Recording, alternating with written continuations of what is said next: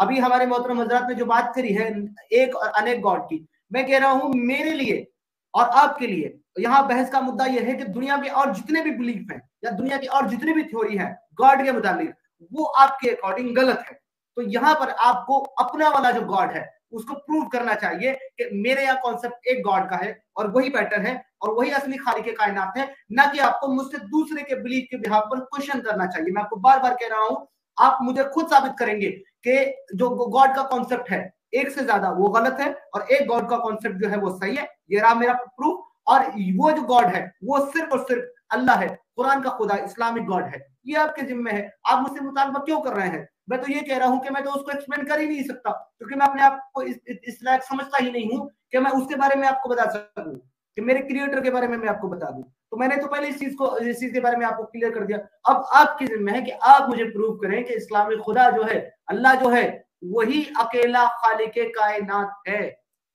میں ایک چیز آپ حضرات کے سامنے رکھنا چاہوں گا، کیونکہ کہہ رہا تھا بار بار کہ جی ہم تو اسلام کے خدا کے اوپر بات کر رہے ہیں، آپ یہ ثابت کریں کہ اسلام کا خدا برحق ہے. تو میں ایک چیز آپ کو اصولی طور پر بتانا چاہوں گا کہ اگر میں یہ کہوں کہ اسلام کا خدا برحق ہے اور میں اس کے حق میں دلائل دوں جو زید پٹیل نے دیے، وحدانیت کو ثابت کیا، خدا کے وجود کو ثابت کیا اور اس کی کچھ صفات کو ثابت کیا، یہی خدا کی اسلام کے خود میں خدا کا کانسیپٹ ہے.